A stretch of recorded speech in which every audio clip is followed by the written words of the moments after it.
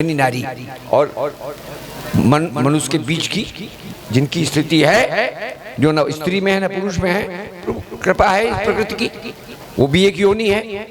तो कहते पुरुष नपुंसक नारीवा जीव चराचर कोई चराचर का जीव है, सर्व भाव भज कपट तजी। इस मार्ग में एक शर्त है भाई, कपट छोड़ना पड़ेगा, चतुराई छोड़नी पड़ेगी, तब आपको ये मिलेंगे, तब आपसे ये प्यार करेंगे।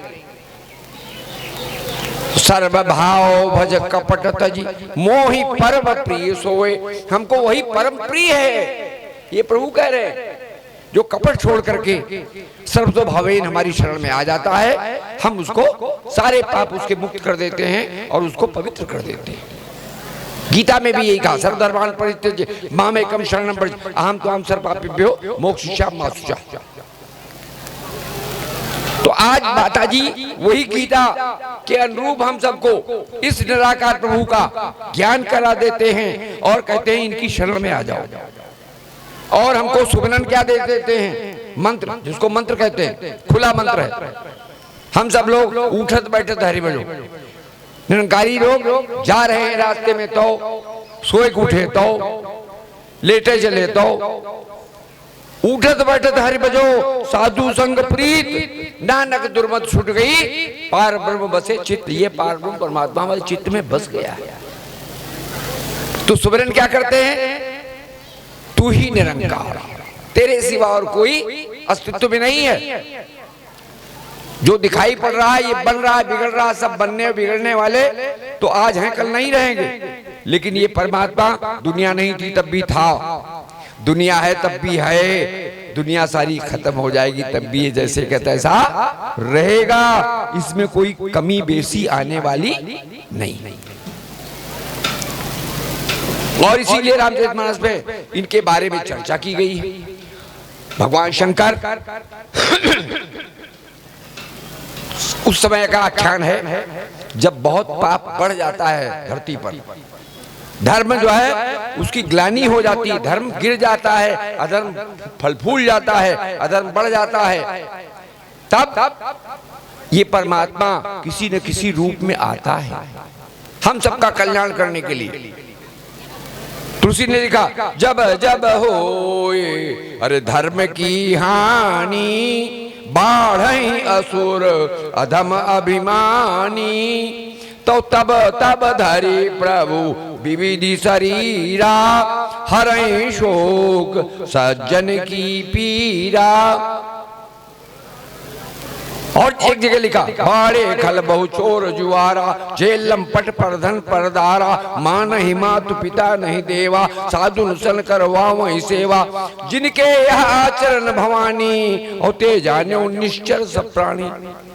वो सब निश्चर हैं, राक्षस हैं, जिनके ऐसे आचरण हैं। तो उन सबको दुष्टों का संहार करने के लिए, संत महात्माओं का उद्धार करने के लिए ये प्रभु परमात्मा आते हैं, जिसको गीता में भगवान कृष्ण ने कहा, यदा यदा ही धर्मस्य ग्लानिर्भवति भारत अभ्युत्थानम अधर्म अभ्युत्थानम धर्मस्य तदात्मानं सृजाम्यहम्।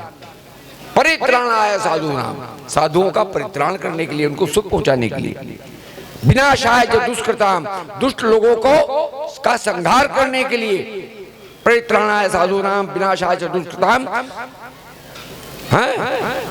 संभवामि युगे युगे युगे, युग युग में वो प्रकट होते हैं प्रभु।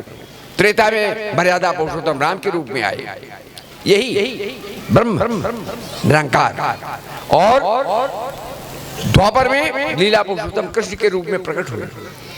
ये जन्म इनको भले लोग जानते हो कि भाई राम जी कौशल्या के पेट से पैदा हुए, लेकिन नहीं, पैदा होने के पहले वो प्रकट हो गए।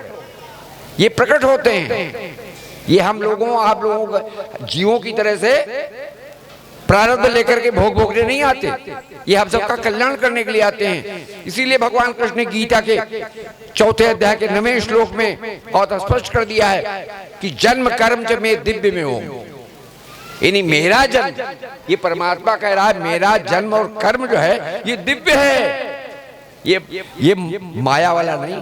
हम लोगों का जन्म माया वाला, हम आए हैं, माया में खचित हो गए, माया में गल गए हैं। बिटवा लो, बिटिया लो, बीबी लो, मकान लो, दुकान लो, इसी में रात दिन अपना समय गुजार देते हैं और प्रभु को भूल जाते हैं। तभी ये आते हैं, गुरु के रूप में आते हैं, अवतार के रूप में आते हैं और हमको जगाते हैं कि अरे भैया सोने वालों जग जाओ। तो तुलसी ने लिखा है कि हम सब सो रहे थे, मोह निशा सब सो निहारा, we are all sleeping in the delusion of night. हम लोग अज्ञानता की रात्रि में सभी लोग सो रहे हैं। वी आर ऑल, सब जितने संसार में लोग आए, मोह निशा सब सो निहारा। और देखिए प्रपंच अनेक प्रकार, अनेक प्रकार के प्रपंचों में फंसे हुए। तो अब इनमें सोने वाले लोगों में कोई कोई जाग भी जाता है, इस निरंकार की कृपा से सदगुरु से जुड़ जाता है तो वो सोने वालों में से जाग जाता है। लेकिन ड्रामा सब वही करता है, जो अज्ञानी ड्रामा कर रहे हैं वही ड्रामा हमारे निरंकारी जो ज्ञानवान है वो भी कर रहे हैं। बीबी बच्चों के बीच में है, गृहस्थ में है, वो भी किसान की तरह से हल जोतते हैं, नौकर की तरह से चाहे डलिया ढोते हैं, लेकिन निरंकार का ज्ञान है उनको, इस प्रभु से जुड़े हुए हैं। जरा सा थकान आई, हमारी बहनें खाना बना रही हैं, रोटी बेल रही हैं, थकान आई, मुंह से निकला तू ही निरंकार, मैं तेरी शरण मैनू बख्श।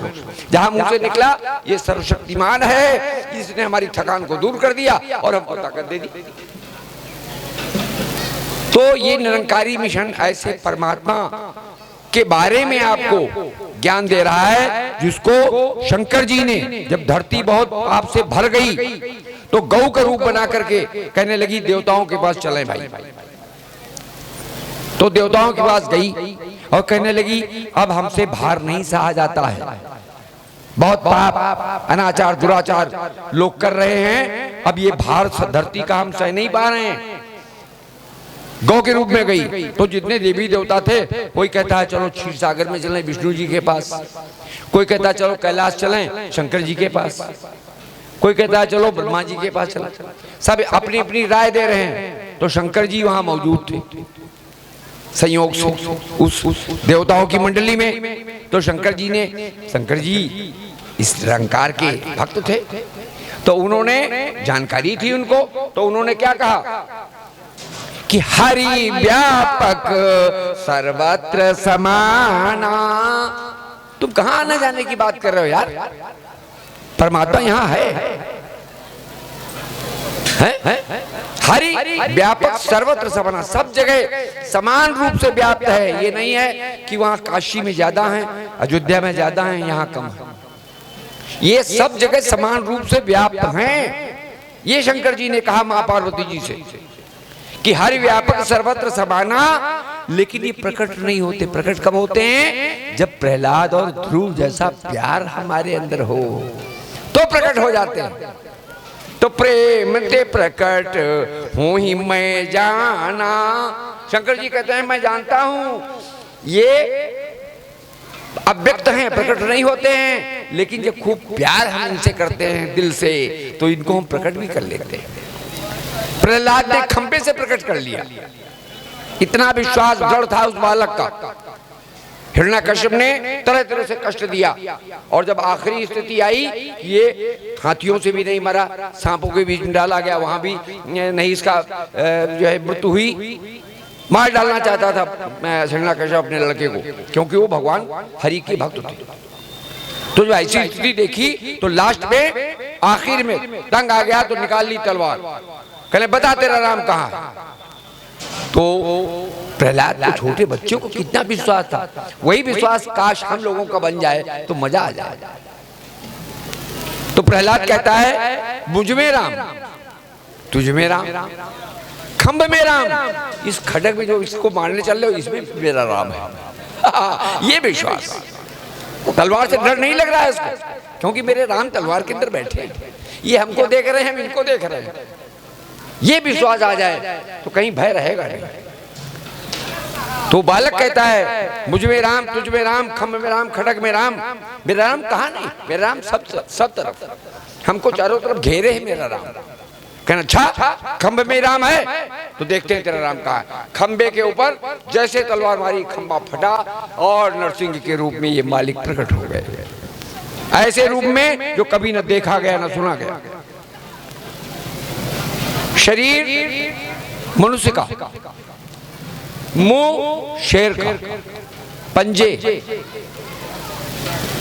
अब ये ऐसा क्यों प्रकट हुए प्रभु?